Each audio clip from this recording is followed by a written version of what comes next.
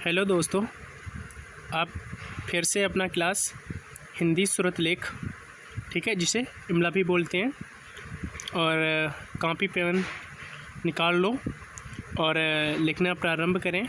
और इसमें कोई भी त्रुटि होती है उस शब्द को बार बार लिखने का प्रयास करें, ठीक है। तो लिखना प्रारंभ करते हैं। तो आज हम बताएंगे संज्ञा, ठीक है। संज्ञा किसे कहते हैं, संज्ञा के क्या भेद होते हैं, ठीक है। लिखना प्रारंभ करते हैं। तो संज्ञा किसे, लिखना प्रारंभ करें। संज्ञा किसे कहते हैं, संज्ञा किसे कहते हैं, इसके कितने भेद होते हैं, ठीक है। इसके कितने भेद होते हैं, हेडिंग डालेंगे संज्ञा, ठीक, संज्ञा, ओके। और लिखते हैं जिससे किसी प्राणी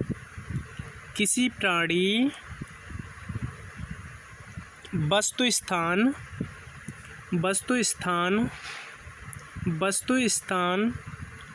या भाव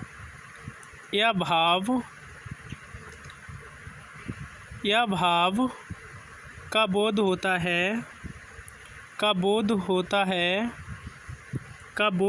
है, उसे संज्ञा कहते हैं। जैसे भी किसी वस्तु या किसी स्थान या प्राणी किसी का होने का बोध होता तो उसे संज्ञा कहते हैं, ठीक है। उसके बाद आ जाइए, जैसे हेडिंग डालेंगे।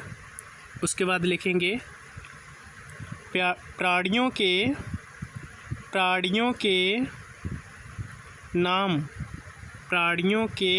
नाम।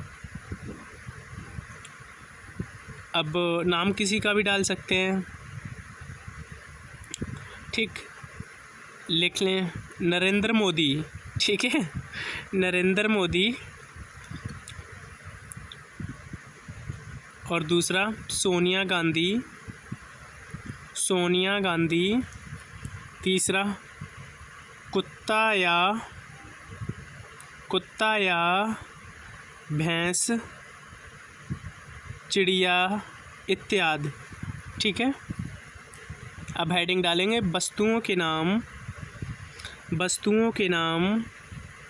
ऊपर पहला हेडिंग तो हो गया प्राणियों के नाम से, है ना।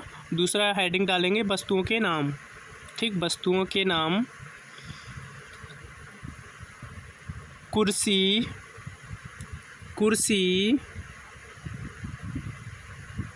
पलंग, स्टूल, टीवी, मोबाइल याद, ठीक है, मोबाइल याद। तीसरी हेडिंग डालते हैं स्थानों के नाम। आगरा मथुरा,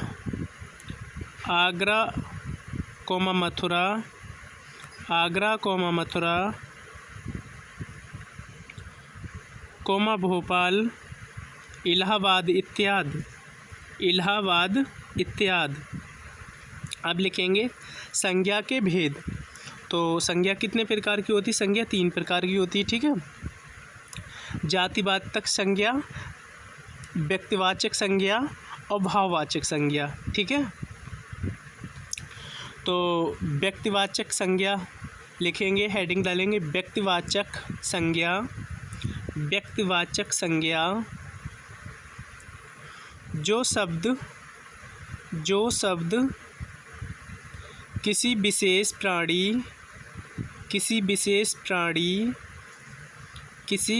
प्राणी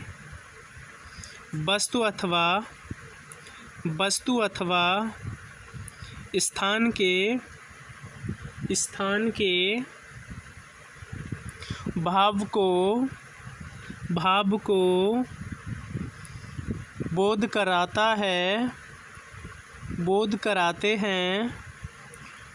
कराते हैं। व्यक्तिवाचक व्यक्तिवाचक संज्ञा कहलाते हैं। व्यक्तिवाचक संज्ञा कहलाते हैं। जैसे सरदार पटेल, सरदार पटेल, पहाड़, पहाड़, जेल, याद। ठीक है, अब लिखेंगे जातिवाचक संज्ञा, हेडिंग डालेंगे जातिवाचक संज्ञा।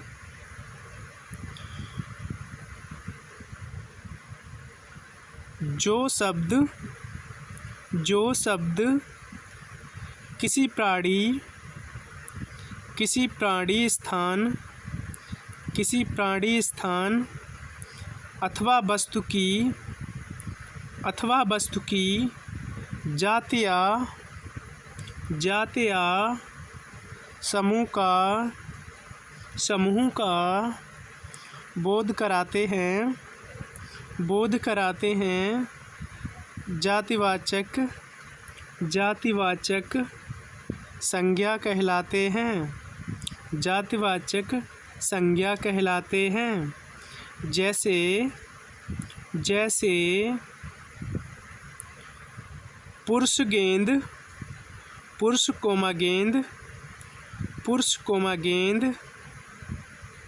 कोमा घर, याद। ये क्या चीज़, ये मतलब कि जात बताते हैं कि किस जात आदमी पुरुष है ना। गेंद एक बॉल है, इसका मतलब कि जात कराते। ओके, उसके बाद में आ जाइए भाववाचक संज्ञा। ठीक है, अब भाववाचक किसे कहते हैं, तो हेडिंग डालेंगे भाववाचक संज्ञा। भाववाचक संज्ञा, जो शब्द किसी भाव कोमा गुण कोमा दोष कोमा स्वभाव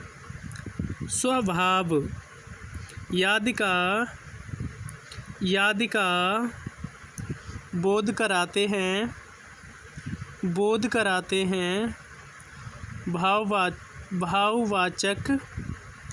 भाववाचक संज्ञा कहलाते हैं। भाववाचक संज्ञा कहलाते हैं। जैसे मिठाई, लड़ाई, बुढ़ापा इत्यादि।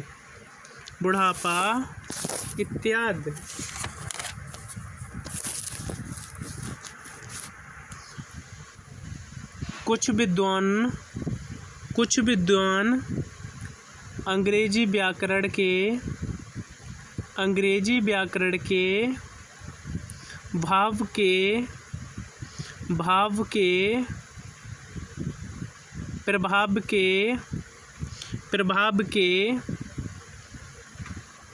कारण संज्ञा शब्द के दो भेद बतलाते हैं। जैसे समुदायवाचक संज्ञा, द्रव्यवाचक, और दूसरा है द्रव्यवाचक संज्ञा। ठीक है, द्रव्यवाचक संज्ञा। अब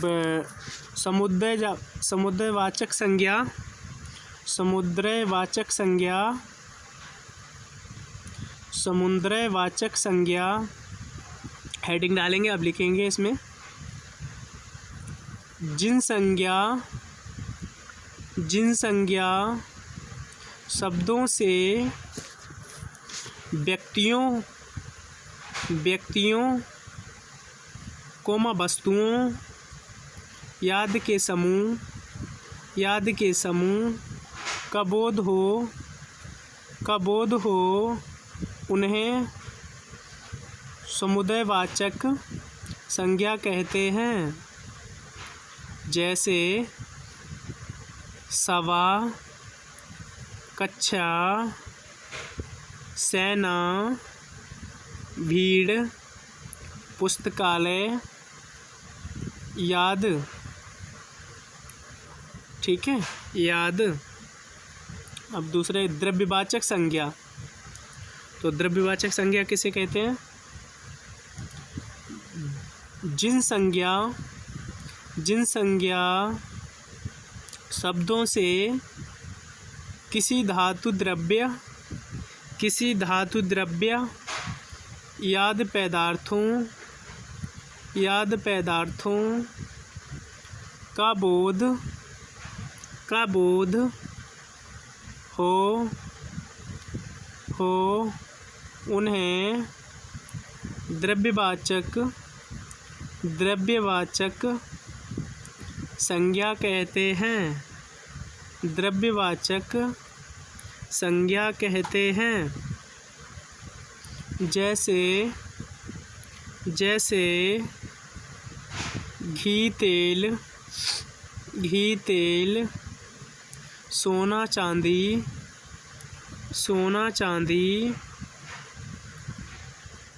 पीतल चावल, गेहूं कोयला, लोहा याद, और पानी, ये सब इसी में द्रव्यवाचक में ही आ जाता है। और मैं अभी पैराग्राफ दे रहा हूँ, आपकी कोई भी गलती होती है तो उस शब्द को बार बार लिखने का प्रयास करें। ठीक है, और ठीक है, मैं पैराग्राफ दे रहा हूँ, और माय चैनल सब्सक्राइब और लाइक कर ले। ओके भाई।